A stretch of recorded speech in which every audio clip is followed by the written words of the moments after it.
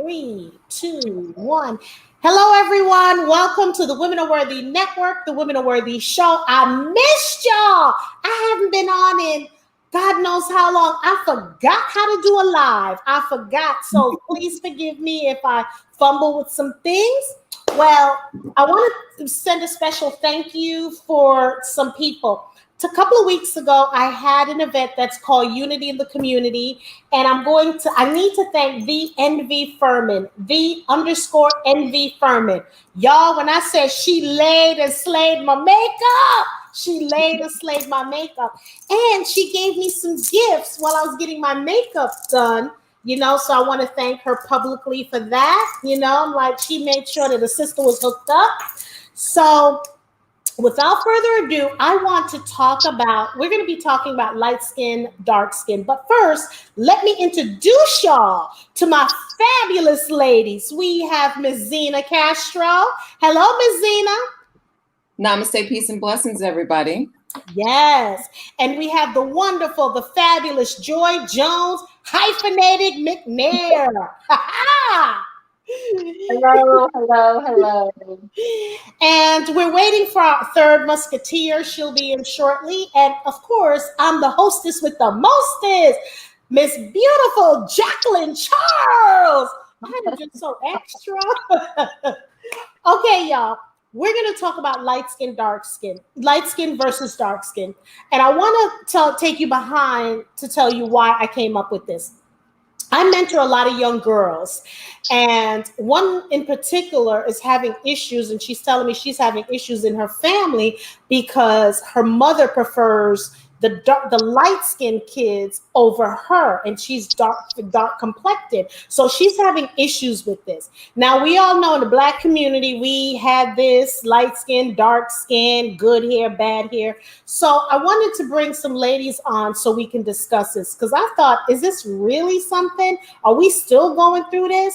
So I see Howard Anthony, he wrote BAM on there. So like BAM. So I'm going to start off with you, Miss Joy.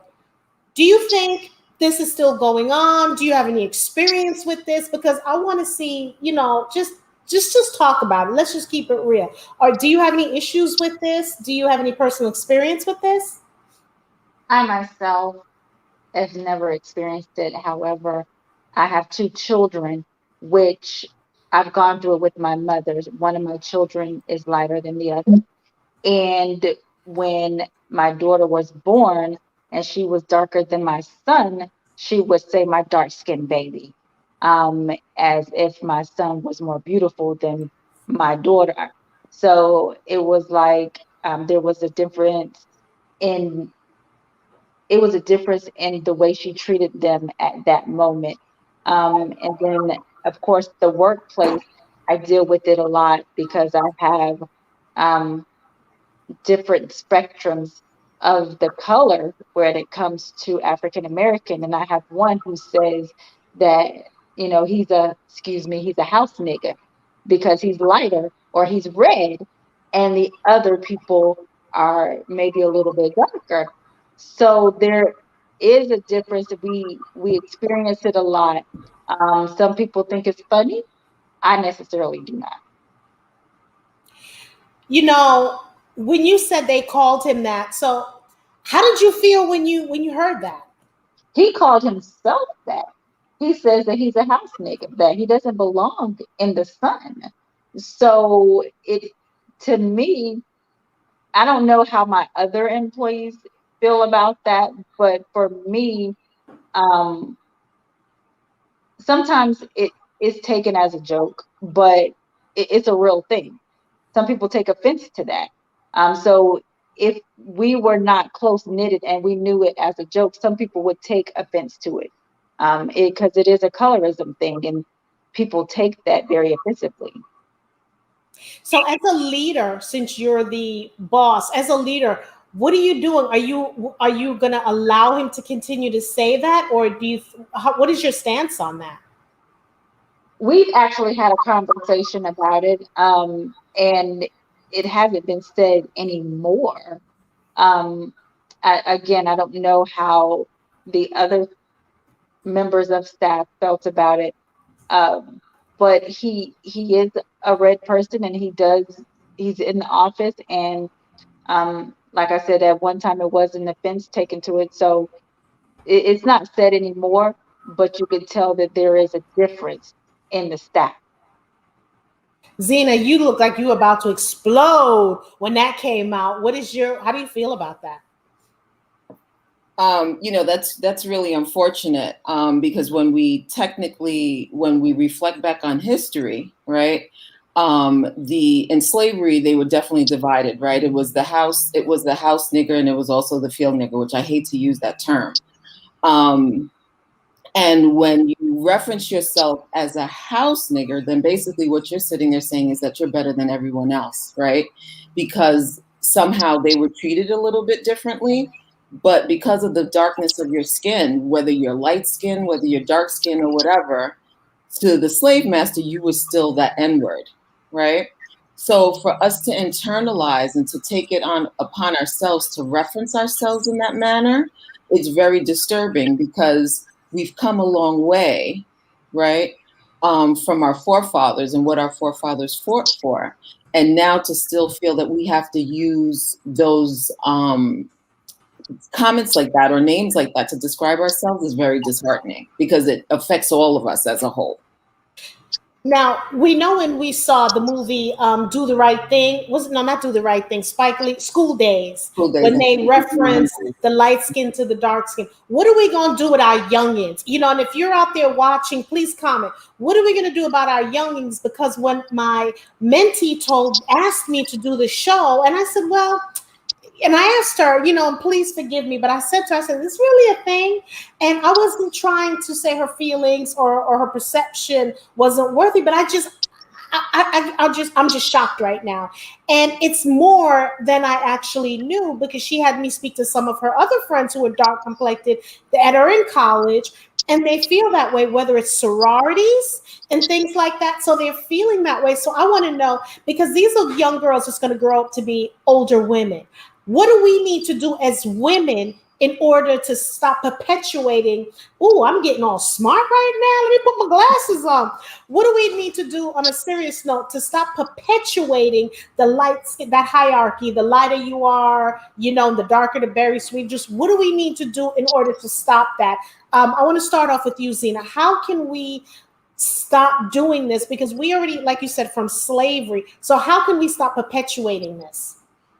It's a difficult task to take on, because it's embedded in a lot of our history, in a lot of our families, where there was the concept of the brown paper bag, right? So if you were lighter than the bag, then you were fine, but if you were darker than the bag, you weren't okay. So it starts from education, but not only just educating our young people, but also educating our elders as well, as much as they're set in their own ways.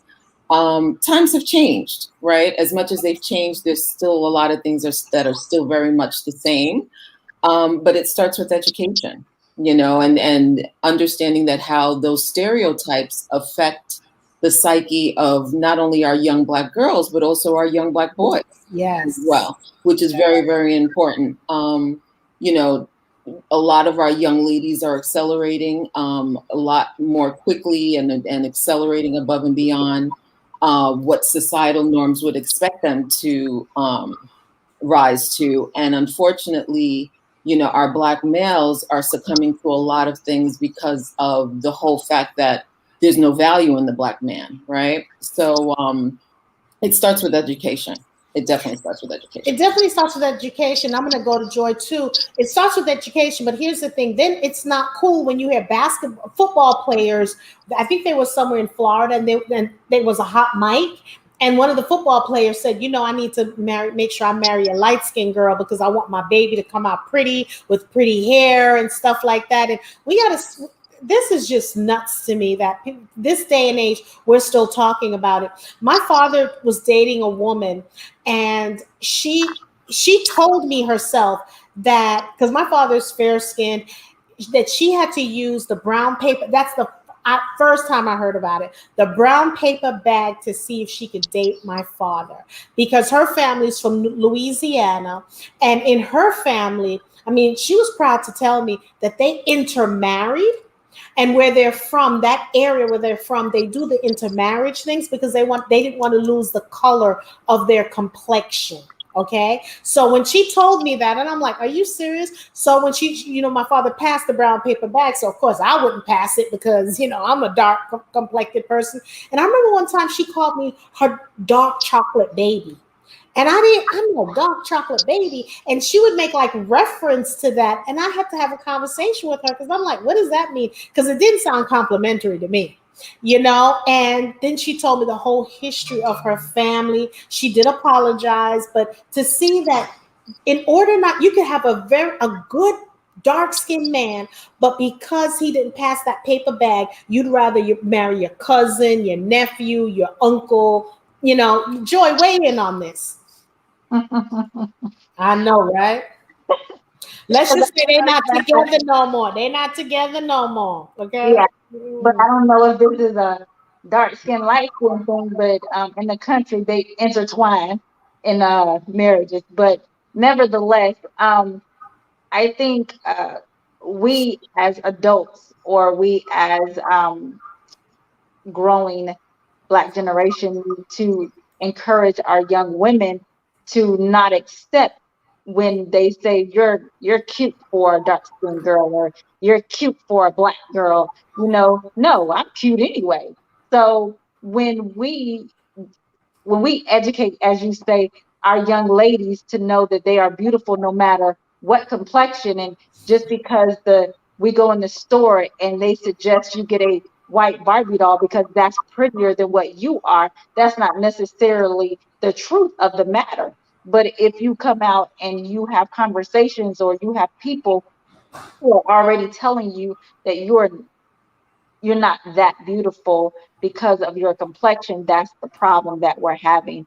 But we have to, first of all, encourage, and I'm not really sure of the word, but encourage our young people to know that no matter what complexion you are, you matter, and a lot of people don't matter.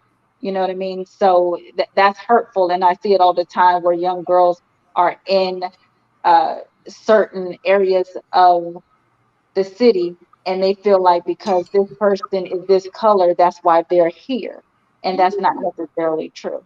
And and here's the thing we need to touch upon, because look, y'all, I'm getting a migraine now just thinking about it, but got to bring it up, okay?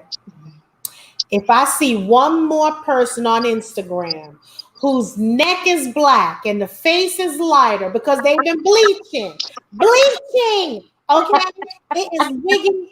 Look, and in Jamaica, there's a lot of bleaching too, and Africans are doing. A lot of people are doing it, but I'm telling you, y'all, if I see one more person with this bleaching thing, the hands are all dark, the face is light, the neck, it's almost like I'm like, I wonder if it's the foundation or the powder, and then I find out they're bleaching. It's not good. What do y'all think about, because now Instagram is the new back in the day, they would have advertising agencies, good old-fashioned advertising agencies. Now we have social media. Hey, Shay Smith. Oh, you are number one fan. Girl, we love you, girl. We love you. But we got to talk about it. Shay and everyone weigh in, because, again, we have Miss Zina, we have Miss Joy, and Jackie. We're here, but you're also part of the panel. You know what I'm saying? So I want y'all to weigh in, because I'm telling y'all, when I said it pained me, okay, I'm ranting now. So let me let y'all know what I'm ranting. I'm ranting now. I mentor so many young girls, and it pained me when this young lady, when I said she was in pain, it was a pain. And when I said she had that guttural, I'm getting so smart on this show. She had this guttural cry because of being dark skinned. And it pains me, because I'm a chocolate baby, and I'm like, I think I'm cute, I'm fine, I'm up in there with everybody else. But what do we need to do? We talked about education. We talked about all of that. What else do we need to do? Then you remember in the videos at one point, we had the young girls flashing, like certain, I'm going to put it out there. They said, for example, like Chris Brown would not get dark-skinned girls in his videos, or they would not have the, this is alleged, or they would not have the dark-skinned girls to be that it girl in the video, so that's why a lot of girls are doing the BBLs, they're, the butt lifts, the breast, and then they're bleaching their skin. So let me read some comments. Air Hustler said, it's antiquated and diminishing. Paper bag, I think we even need to re-examine the description for fair skin. Okay, let me calm down. I agree with you on that. McNair, Lusamont McNair, media has told us what, I think that's somebody for you, right? Is that your husband? Your brother? Okay. Media has told us what beauty is. We must instill beauty standards in our kids. That is so true, and in ourselves. So ladies, come on, because I'm telling you, I'm so fired up. I'm trying to tone it down a bit because I think if T was on here, oh my God, oh my God, this is something she would have took it to the next level. I'd have to bleep her mic and stuff. So my question is, as sisters, because if you notice, we're all three different complexions. Zina and I would say Joy, being the complexion that you are, do you feel yourself having any privilege or being of the complexion that you are? I wouldn't say, listen, I wear my blackness as a badge of honor, right? Because God made me this way. Regardless of the fact whether you're light skinned, whether you can pass, if you can pass, then maybe perhaps you have it a little bit easier. But if there's any slight bit of color in your skin, we are all going through something. We can all relate to a situation where the microaggressions or the comments or, the looks that you get and things like that. So I'm not going to discount what darker skinned sisters have gone through because I can't relate to that because I'm not a darker skinned sister. But what I can say is that we can all sit down at a table and mutually share a story of different things that we experience because we're Black people, and it's unfortunate. It's unfortunate because, education, when you look at the media, like you said earlier, Jackie, the media always displays the blonde hair, blue-eyed, the blonde hair, blue-eyed woman, right? But that's not realistic, right? That's not realistic because that's not the only woman that's out there, right? I was reading an article and they were sitting there saying it was a survey and it was about 100 men and they had basically asked them as far as what did they find attractive in women and which race of women did they find the most attractive. And unfortunately, they found that Black women were considered to be the least desirable women because they found either white women, Hispanic women, Asian women more attractive than any other woman. And that's unfortunate because when you think long and hard, if we knew our history, we have to understand that who were the first people to occupy the world, right? We have to also educate our children that we were kings and queens at one time. So, and we're still kings and queens in the present day, but because societal norms will have us believe that we're nothing, we accept it, and that's that. So wait a minute. See, you're getting my nerves all riled up now. I'm feeling the tension in my head. Wait, so who did the survey? Was it Black men who responded, or just men as a whole? It was Black men. So, and I understand, Mr. McNear, we're not saying you. We get it. So you're telling me we have an Air Hustler. So you're telling me we have Black men who took this survey and they found exotic women, but we were last on the list. Okay. Now, I don't have, and I'm going to be honest, I'm not one of those that when I see interracial marriages and I'm like, oh, he should have been with a Black woman. I don't care. Love is love. But I do believe that by the same token, we need to respect our Black women. You know what I'm saying? Because then I think we're the least respected by our Black men. Okay. So Joy, what are your thoughts on this? Because I'm getting a headache. One of y'all gonna have to one of y'all gonna have to host the rest of the show because I'm about to go off. Well, I'm not really sure what I'm considered as. I just know that I am an African American woman. But if you look at my history, you will see all plethoras of color. Like, so you can't just label me as an African American. I don't know about the dark skin or the light skin. I know when I am with my grandmother on my father's side, they look at her and then they look at me and then they look at my daughter, then they look at my cousins, and they have no clue of what's going on because we're all first cousins, and that's my daughter, and my grandmother is Irish, black, and white. So, with that being said, um, I've just never experienced that. But when it does come to men, you look at men, and I've seen where darker skinned men say, well, they would rather a light skinned woman because of they want a pretty baby, or they want a light baby, or they want a baby with good hair. But I can assure you, if you look in certain parts of the country, you will see a darker skinned baby with lighter blue eyes and Yes. red hair, or green eyes and blonde hair. So you could never tell. It just aggravates me a lot when men decide that they don't want a black man decides that he doesn't want a black woman. That bothers me. It really does. Not to say that, we're better than anybody else, but honestly, my personal opinion, I believe God made a black man for a black woman, and that's just the way that it is. I believe. Ooh, don't stop. Let me just read this comment because we coming back to you, bad, because you lighting it up right now. So Air Hustler said, I'm a black woman. Personally, I think that black men who think this way have been deeply indoctrinated into what society calls beautiful. I so agree with you on that. I so agree. So back to you, Joy, when you said you feel like, so what do you feel when you see interracial couples?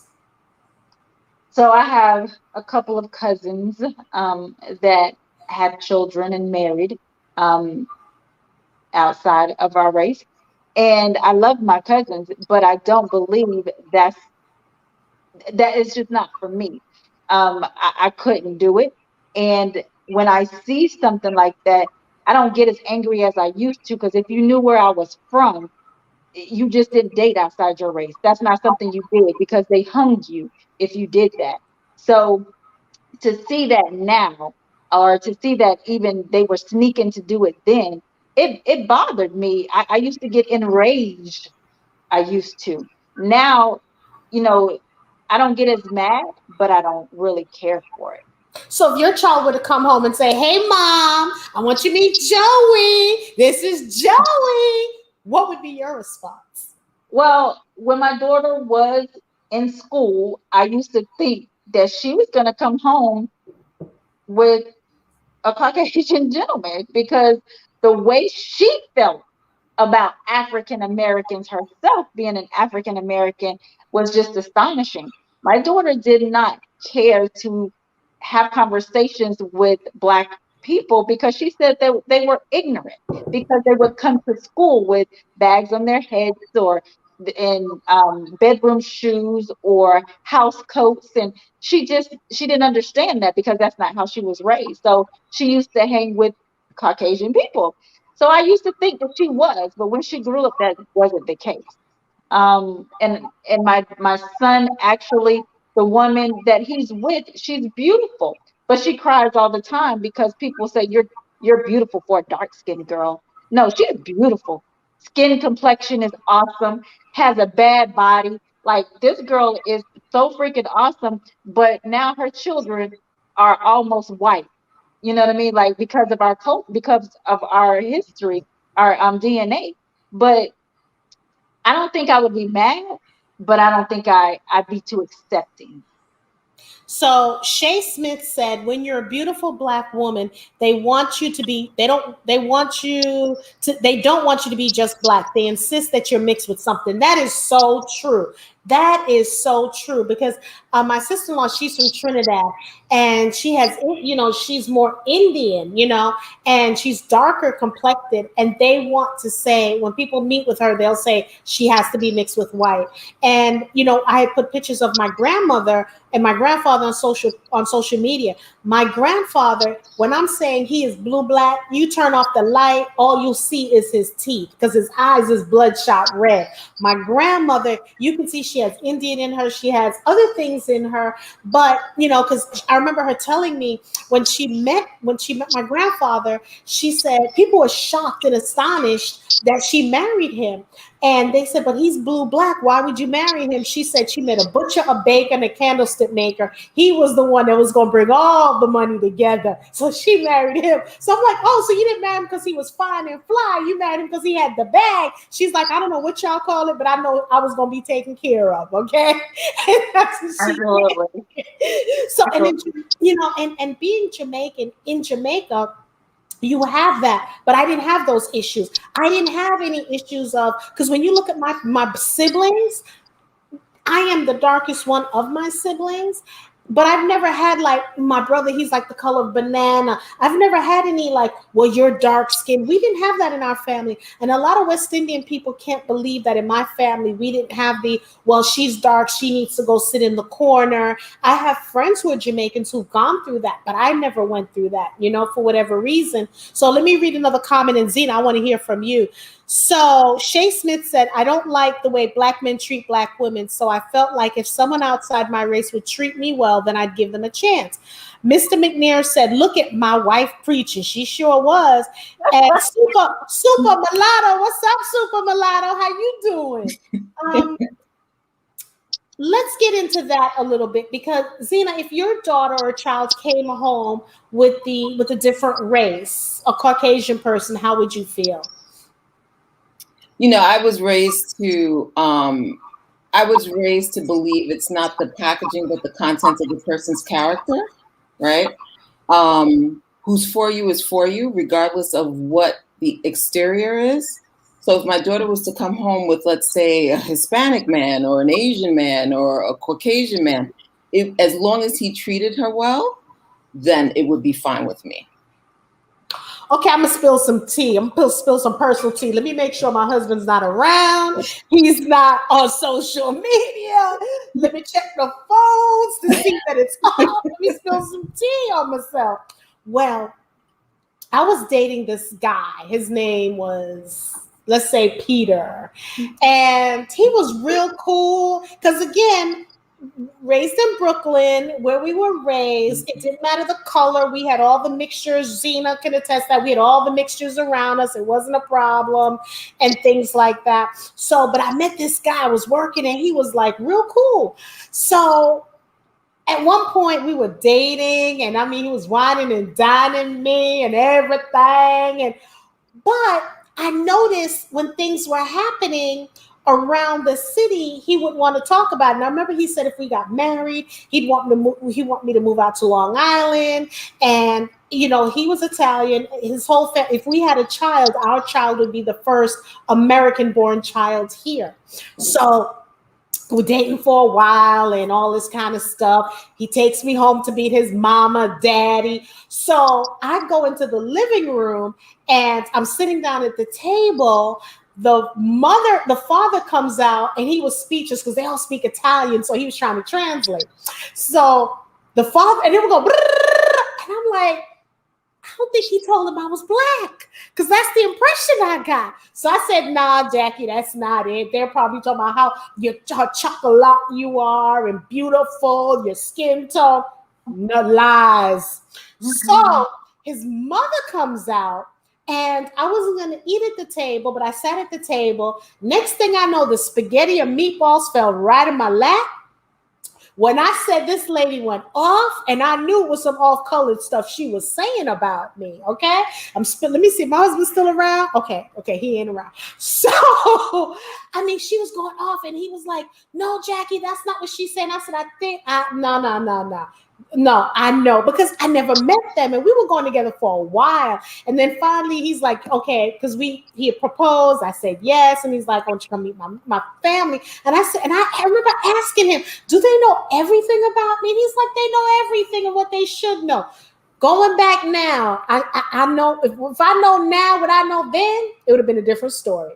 So his mother was going off, and it was not a good look, okay? And I was too scared because I'm like, we in the mob area, they gonna come do something to me. He all mobbed up, family all mobbed up. No, we not gonna do this. I'm not gonna be missing. So what broke us up was Yusuf Hawkins. There was a death that happened in New York, and I wanted to talk about it. He didn't want to talk about anything with Black issues or things that pissed me off or made me upset when it comes to Black and white issues. He wanted to like not talk about it, like to ignore it. And he wanted to move me in this area in Long Island. I found out there was a lot of mixed couples that lived out there. And I'm like, no, we're not going to live out there. So for me, that struck something in me because I was like, I'm gonna love who I'm gonna love. It's not a big deal. But whenever we would talk about, okay, if we had a baby and the baby was, you know, like me, you know, how would your family accept it? He's like, let's wait and see. So that's a little bit, you know, I tend to overshare, and I'm sure I'm gonna hear about this later on, but it is what it is. So, and I'm saying that to say that I don't have a problem when there's intermarriages, but I do, you know, I do think we have to sit down and have those conscious conversations when it comes to children. And we need to talk about the hair because it used to irk me every time I would see Madonna adopting these Black babies, and these babies are ashy, the hair is not combed, the culture, you know. So I think everyone should marry whoever they want to, but I do believe we need to still talk about our culture. You know, I really believe that. So Super Mulatto said, what if she came home with me? Okay. Okay. So I'm sure you know who that is. And, I have no clue. Okay. And Air Hustler said, y'all hit that thumbs up. Bring more people in on the chat. Okay, so you want to come in on? You want to come in on the chat? I got to give you the let me see if I can give you the link. I got to share the link. Let me see if I can invite you. I got to get your email address to bring you in on the show. So give me your email address and I'll just send you the link so you can get in on the show. So Super Mulatto, I'm new here. No, you're not new. We're all family. So if y'all got any questions, let's really talk about it because we have a third person and she's running late. But if you want to just send your email, I'll send you, just send me an email and I'll send you, you know, the link and you can pop in because it's 3 women. You know, and we want to talk about this because, again, can you imagine how many people are thinking this way? I didn't realize, and again, please forgive my ignorance, I didn't realize this topic is suicidal for some people. I had no idea because of the low self-esteem, because of no one's instilling in them. Do you know that Cleopatra was one of us? Do you know the inventors that we have? And it's not until we had Hidden Figures that I think Caucasian people really realize how badass we really are, okay? That because of us, we put, you know, we put Neil Armstrong up in the moon. You know what I'm saying? So, Zina, you were going to say something. You're about to come out your chair. No, listen. Caucasian people knew prior to Hidden Figures, right? They knew well before Hidden Figures. I think that Hidden Figures was the cherry on the top of the on the top of the sundae. Historically, they knew because it's so easy. It's interesting. It's so easy to become the thing that you hate the most, but in the same token that you despise is the same thing that you mimic. So even going back to Africa, you know, colonizing Africa and everything else. How can you sit there and say that it was just something that was a movie from Hidden Figures when it was well before that? You would never want to enslave a group of people if you didn't recognize the power that they have. So it was well before. Well, and I think the reason I'm saying that is because I hear more chatter about Hidden Figures amongst the Caucasian people than I've heard anything about who invented the stoplight, who invented the microchip that started the laptop. Because and this is important, and I'm going to say this. Air Hustler says, when people press the like button, it makes your channel more visible. Thank you. I want y'all to like the channel. I want you to subscribe to the channel, the Women Are Worthy Network. Thank you, Hair Hustler. I need to have you as a moderator. I'm loving you. Thank you. So, you know, continue to like the channel, continue to share the channel, continue to comment on the channel. But here's the thing. One of the things I love about the Jewish community is from the minute that baby's in that womb, from the womb to the tomb, they know their history. We don't do that. Okay. Why isn't Roots on more? And, we don't need any, and I'm going to be honest, I don't know how y'all feel, so I'm not trying to this is my personal opinion. I don't need to see no more slave movies. I don't need to see any more runaway slave, 10-year slave, 2-year slave, 1-year slave, 6-year slave.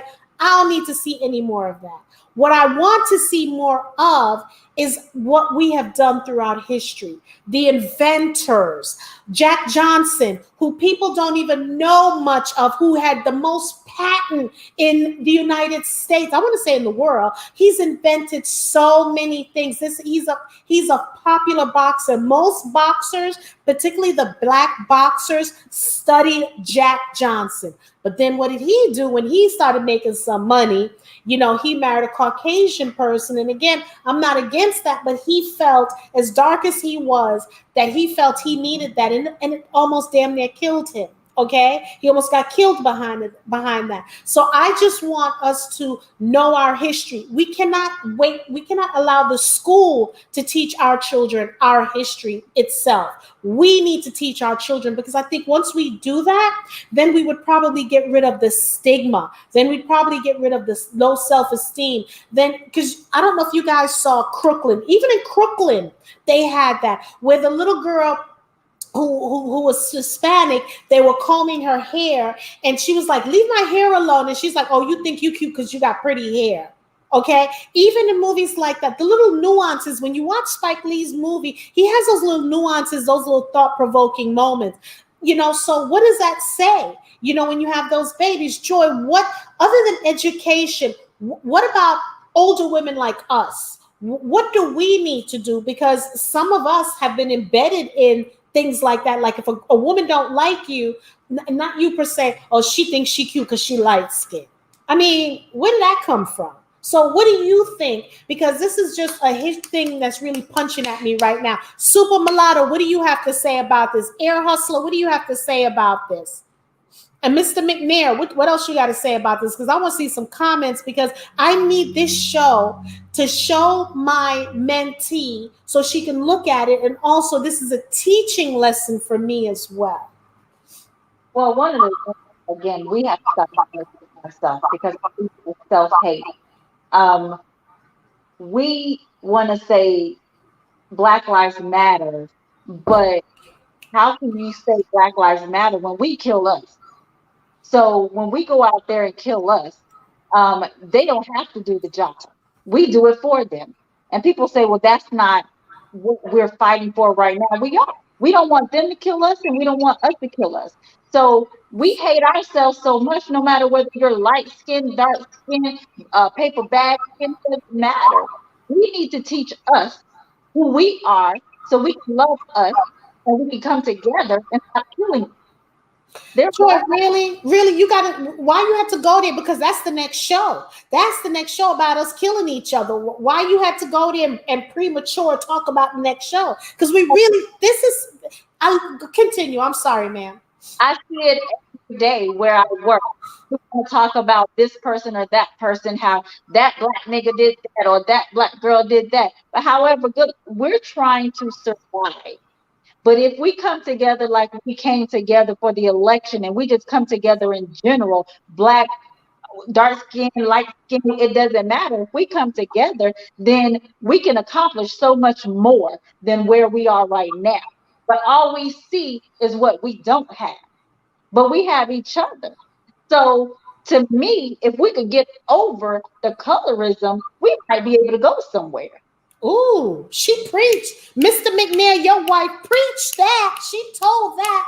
So it's true that we're so powerful that if we did come together, and I know I call Zina sometimes and T, and I'm like, why are we not working together? Why are we not, VS versus is pathetic. It's reality, but it's sad. That is so true. But how do we change that perception, that reality? Because it only takes one person. right? So if you create this in your village, the love, peace, and hate, you know, and you choose love and you choose respect. Okay, let me go here. This rap music that we have, and people think it's cute when they say the N-word and then and the saggy pants, but then when the white person says the N-word or starts singing it, because you see some sitcoms where, like in Girlfriends, where Lynn's sister said the N-word and all of a sudden everybody freaked out. But I'm not understanding that. I don't want to hear the N-word for us when we say it. Is, you know, we're empowering, we're using the word, we're trying to take back the power. That's bullcrap, because if you're trying to take the power back and a white person says it, you want to beat up the white person. So how about we not say that word? How about that? How y'all feel about that, Zina? Well, the N-word is supposed to be a term of endearment, right? My nigga this, my nigga that. I was sharing with Jackie the other day. This is a little bit off the subject, but I was driving down Flatbush Avenue in Brooklyn, and I happened to pass this restaurant. Now, the way that I was positioned, there was a car in front of me. There was a gentleman trying to pull out of the space to get in front of me, but he couldn't fit in front of me because I was too close to the parked car and the car that was in front. So when the light changed, I proceeded to move with the traffic. This guy, half of his body out the window, to sit there and refer to me as a fucking bitch. Excuse my French, YouTube, I'm sorry.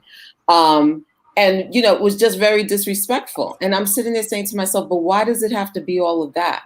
And, you know, it comes down to the fact that when you don't see value within yourself, it's deflection. Right? Now you want to sit there because you're mad at the world. Everybody's your enemy. And we have to understand that though it may appear for face value that people have it better than the next person, we're all going through something. We're all struggling, right? So like Jackie always sits there and says that I am my brother's keeper, right? I am my sister's keeper. So if there's anyone that I can encounter that I can take under my wing, because I do work in higher education. So on a regular basis, I'm always mentoring young ladies to know their worth and their value, and to understand that people that attempt to destroy you wouldn't attempt to destroy you if they didn't see the value in you, right? I like that.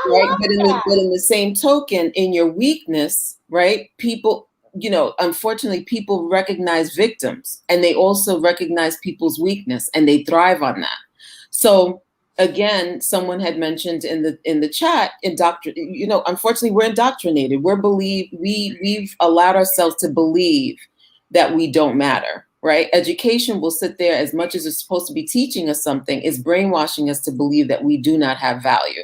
And until we change that, then that's where the problems lie. Well, Super Mulatto said, in fact, the best lyricals contain very few cuss words. Let me tell you something. Common, I'm loving. I remember back in the day when they were rapping. See, this was way before, you know, when I say back in the day, I'm not that old that they only had Victrola, okay? You know, and CD, 8 tracks and stuff. But I remember back in the day when people would rap and you didn't hear the curse words. You know what I'm saying? And also, too, they would sing songs like when they would sing, Betty Wright would sing songs, and I didn't know what them words meant, but when you think about it, it was no cuss words. There's no creativity right now. I'm sick and tired of I'm sick and tired of watching these videos where I always got to see somebody kissing someone's tongue's down someone's throat, you're half naked. What? I don't understand the video. I don't get the video. I mean, okay, you're sexy, you're beautiful, and then I gotta always have to see, because I'm all for my LGBT community, all for it. But why every time I watch a video, I gotta see a woman sticking her tongue down another woman's throat, a man sticking his tongue out down another man's throat, twerking and all that? Why I got to see all of that? And hey, wait, before y'all try to come for me, even if it was heterosexuals, I don't need to see that when it's a song. I don't need to see you kissing a woman and sticking your tongue down her throat. I don't need to see that. I guess I'm from the old school. I want to hear the make love music. I want to hear the song that's, you know what I'm saying? Where you don't have to say it, but you know that's what it means. You know what I'm saying? And these music, I'm just sick of it. I'm so sick of this music. I listen to the 70s music on my XM radio. I rarely listen to stuff now. Do I listen to my baby, big and small? I sure do. I sure do. But you know, fun and jokes aside, we got to change because right now we're in a pandemic. These kids are not learning like they should. They feel so isolated. And this young lady, because of the pandemic, her mother would call her black bees. Okay. And I said, well, is your mother, because I'm having trust and believe, I'm having a conversation with that mama. But she's not saying black bees to the fair-skinned children. She's saying her mother's only saying it to her. And I remember one time I was talking to her mom, and her mom's like, that black girl don't know what she's talking about. And I'm like, you black, I'm black. Why you have to say it like that? So, and that's another thing with these moms. They're calling their daughters bitches and all this kind of stuff. Black bitches. That has to stop. That has to stop. Joy, what you guys say about that one? Well, that's disheartening because I remember, so my grandmother had 7 children. All of them were different shades of color. And she had one that stayed right up under her, like she was at her foot everywhere she went. She was a darker skinned auntie. And she said to me, she felt as if she was an outcast because she was dark skinned. And my grandmother used to call her, my little black baby. And it made her feel like she was not loved. And that was a hurtful feeling. So she always internalized a lot of hurt and pain because of that. And she died with a lot of depression and a lot of hurt, and she died feeling like she was not loved. And it's hurtful to know that people go through these pains and nobody seems to understand or even care to address the issue, to see how they can get help. I've always told my daughter, you're beautiful, not because you're dark, not because you're black, but you're beautiful. And even when she was first born, it was her eyes that mesmerized me. And I still tell her that to this day. But because, school, kids, people tend to put their insecurities on other people, she began to believe that because she was not a certain way, she was not pretty. But if you look at my daughter and if you look at her pictures, my daughter is gorgeous. My daughter's gorgeous. And it really hurts my feelings when she felt like she couldn't go to nobody and was being bullied for certain reasons. And she began to feel like she wanted to commit suicide. So those things that the rappers do or that these famous people do is very hurtful because they have the platform to make a difference and they don't. That's true. And I know she's beautiful because she's your seed and you're gorgeous. So I've always loved, just say thank you. Thank you. Okay. All right. Don't let me start. So I just, just to hear that. And as a mom, that has to be heartbreaking because how do you keep telling, because social media and school has such a stronghold on our children where I think when we were growing up, it wasn't a big deal. Zina, you clocked out, right? It wasn't a big deal. But now these kids, the influences that they have, they influence our babies. And then they may like, for example, a Cardi B or whomever, and this is who they're following, even though you're telling them what they need to do. It's a different time. I see that because I'm like, no, times don't change. It's the people. It's the people that change. But whether we want to believe it or not, these outside influences have a huge impact in our children's lives. A huge impact. Their friends. And so, Zina, how would you handle that? Because, I can't fathom having a child right now. I could not fathom with all these outside voices and outside elements. How would you, what are your thoughts? With a lot of love and support. It's I don't know if it's harder to raise girls as it is to raise boys. I think that the struggle is real in both areas. people don't realize how much words make a difference. If people were to show more support and share things of love rather than to sit there and point out the negative things about people, then, you know, life would be different. I try to sit there and have an open line of communication with my daughter at all times. And I realized that me, myself, as a Black woman coming up in the, you know, 70s and the 80s, a lot of the stuff now in the 2020s, 21s is not that much different. And what makes it worse is technology, right? Because at least when we were younger, I mean, computers didn't really come out until the 80s. So we had to deal with the whole people interaction thing and people telling you how, oh, you're this, or, you know, your lips are big, or your butt is big, or, you know, you're so dark skinned, or this, or whatever it is that they wanted to point out about you. And now, you know, and it was in magazines also, but more so now, you look in the computer and it's all these different things that it's enough to sit there and cause people to want to, you know, cause bodily harm to themselves as a result of trying to be the ideal person, right? But like I always sit there and I tell my daughter, if you experience anyone that tries to put you down, take into consideration the source in which it's coming from, right? Because none of us are perfect. And until you understand that you're able to take the good, the bad, or indifferent, and be able to determine that a lot of, you know, people hurt people. And as a result of that, they're going to try to make you feel bad because they're in a bad place too. So you can't take it on, although sometimes it's really hard. Well, I'm going to do this with a lot of prayer, talk to her, and, you know, my mentee, and just have more conversations with her, get her more engaged, you know, show her beautiful Black women like Iman, darker skin complex. Because I think when she's watching television, she's watching because think about it, she's not seeing, because she loves rap, but the women that she's looking at, because she said to me, Miss Jackie, I don't see anyone, you know, dark skin. I said, look at Normani. That girl is bad.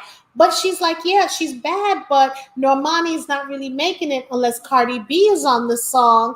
And I'm like, oh my goodness. Then you have the Atlanta Housewives. So I'm trying to get her, you know, I'm trying to get her to watch all shows. I'm not talking about the reality shows, but these are the shows her mother's letting her watch.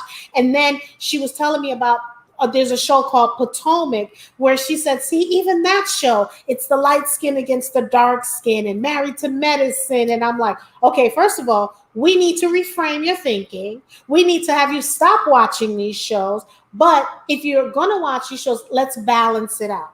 Because there's so many good dark-skinned women. Again, I have to show her dark-skinned women that looks like her, so she can then feel more inspired. So me showing her a picture of someone like a Lena Horne is not going to help her. Or Eartha Kitt is not going to help her. So I need to show her other, you know, typical women out there that are doing great things, that are CEOs of companies and things like that. Air Hustler said, for Black girls, that validation from her father is key. That lets her know that she's okay regardless of anything anyone says. That is so true. That is so true, because she needs that validation from her father. That's true. And I'm going to talk to him about that, you know, because we, you know, usually sometimes the first man you meet and you marry or you're dating is a guy like your dad, you know what I'm saying? So, or your grandfather, or some sort of an influence, you know? So that was good.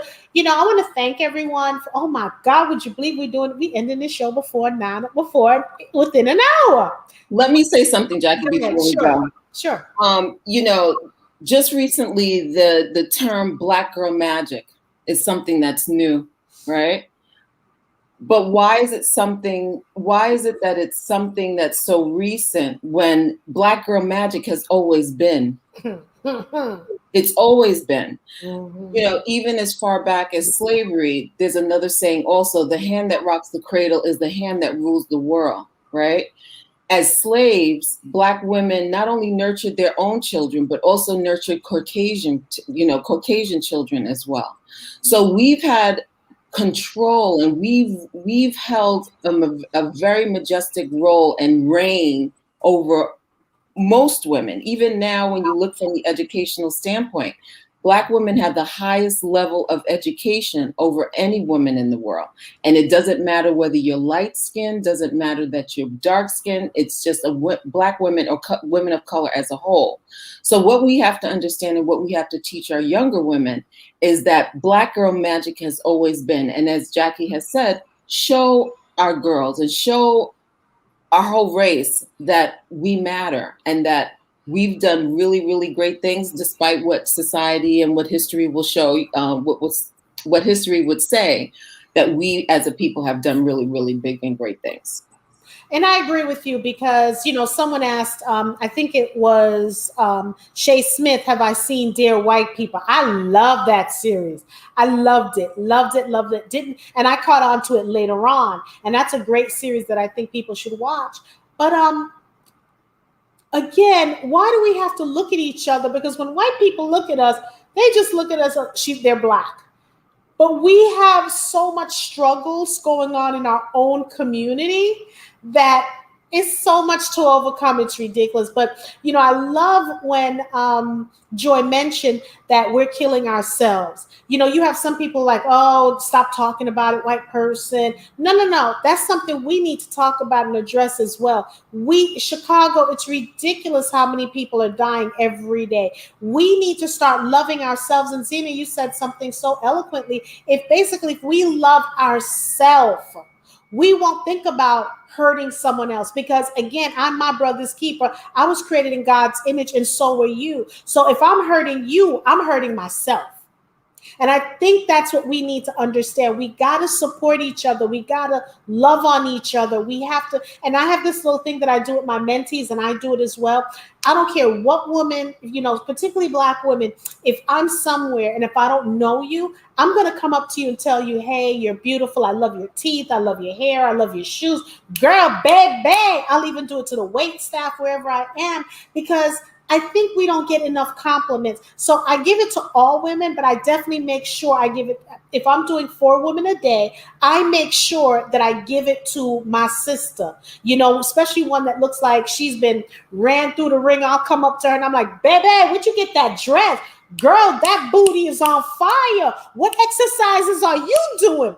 But I make sure when I say booty, I'm like, look, no, I'm not trying to come on to you, because I am in Atlanta. I'm not trying to come on to you. I just want to know, how did you get your thighs like that? Or your arms, baby, you wearing that strapless dress. It's not wearing you. You wearing it. Show me the way, where you have some women who don't want to share anything with you. I'm like, ooh, girl, baby, but when you go to the Caucasian person, you're like, that dress, girl, I got it for $9.99 at Ross. I got it on a Tuesday. I paid, and we need to be able to, if you hold things in, you hold everything in, you don't have another hand to hold it out for someone to give it to you. To give you something else. Super Mulatto said, yes, nice show. Thank you, Super Mulatto. I appreciate you. I see Joy be smiling when I be saying Super Mulatto.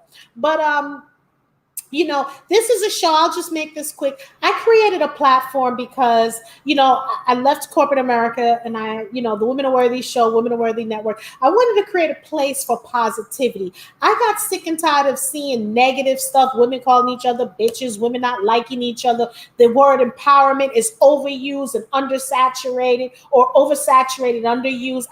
The word empowerment getting on my doggone nerves, because we're not doing what we're supposed to be doing. When we have the million women march or whatever, woo woo, when everybody wanted to vote, woo woo. Okay, so now's the time to do the work. We're supposed to support each other. I don't have to love you. I'm at the point where I can respect you.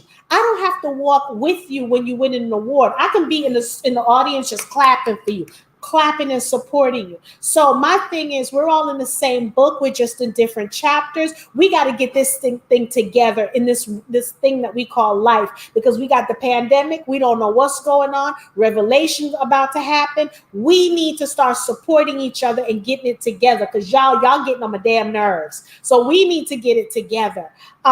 So Shay Smith said, it feels so much better to uplift somebody than to tear them down. That is so true, because when you give someone a compliment and they smile, I get all warm and tingly inside. I feel good, just making someone smile. Now, I'm not saying I'm all about positive polys because I can't deal with negative Nellies. And, you have your days sometime, and I love uplifting my friends and people I don't know, but we also have to remember, I'm just going to segue into this. Sometimes when you're strong, people forget about uplifting you. You know what I'm saying? So we got to make sure that we have our army and our people uplifting us. So without further ado, 1 minute before 9. Now, Miss Joy, do you got something to say? You got things you want to plug, what you're doing, what's going on? Now's your chance. I actually don't. Well, I'll be in Atlanta this 22nd of August, actually doing a table read for a film. So I'm pretty excited about that. So please share, please follow once you see it. And that's pretty much it. I am trying to just, like you said, stay positive, be encouraging to people, and make sure that I do the same thing that you do when I see Black women or even Black men. I let them know what a blessing it is to me that they are doing positive things in the community, even if they're not. I try to give them something positive. Our So Black kings, I agree with you. And for me, I'm on our social media is the Women Are Worthy Show on Instagram, the Women Are Worthy Show on Facebook, and Jacqueline Charles on Facebook as well. And I do plant-based cooking, and I put my stuff on social media. I'm fabulous, and all the women here are fabulous as well. Zina, what you plugging? What you got going on? What do I have? That many things you got going on? I have I'm a complicated woman, right? There's so many things that make Zina Zina. But one thing I can say, and what I encourage other people to do, is if you're so blessed to wake up in the morning, take advantage of that opportunity, because there's many people, especially in the midst of the pandemic, that haven't had the opportunity to say that they woke up this morning. Try to be the best you that you can be. For me, I know that I always find that I have to be stimulated in some way, shape, or form, whether that's reading a book or, reading, listening to new music. So I try to keep myself motivated and stimulated by learning something new, whether it's a language or even starting a conversation with someone, a stranger in the street that I may have, that I don't know. My daughter was last, oh my goodness, you always talk to all these strange people and you don't even know them. Okay, you never know what can happen, right? So it's important that, that everyone is our brother or our sister, because we're made from one God, right? And I just try to be a positive light to everybody. And however that can be, whether it's through a conversation, whether it's a compliment, whether it's something as simple as just even looking at someone and acknowledging someone and noticing, I see you and I see you standing there, or even with a smile. If I can make a difference in someone's life, then I've done my job. And I think that's what we all need to do, because, I just love it. And I've never met a stranger, and it's driving my husband crazy because everywhere I go, he's like, you're such a rock star. I said, I sure am. Because you want to be able to just brighten up someone's day, because I'll come and I'm like, hey, how you doing? What's up? And I don't even know the people, and I'm doing my journey. I'm doing my parasite cleanse. And y'all, guess what? My boobage is not at my knees anymore, y'all. It's not at my knees. So look, y'all know I'm inappropriate at times. So I'm that chick, okay? So it feels so good. I don't feel like a cow anymore. I'm like, yes. So this is what it feels like to lean back, as Fat Joe would say. So without further ado, I want everyone to live your best life. It's a fabulous Friday. Have a safe weekend. And, we're going to be, the Women Are Worthy Show. I think I'll post it on social media on the Instagram page, the Women Are Worthy Show on Instagram, because I do my shows usually on Mondays and things like that, and just interview fabulous people doing fabulous things. And again, you are fabulous. You matter. If no one has told you today, I love y'all by the grace of God. Bye, y'all. I'm extra too. Bye. yes.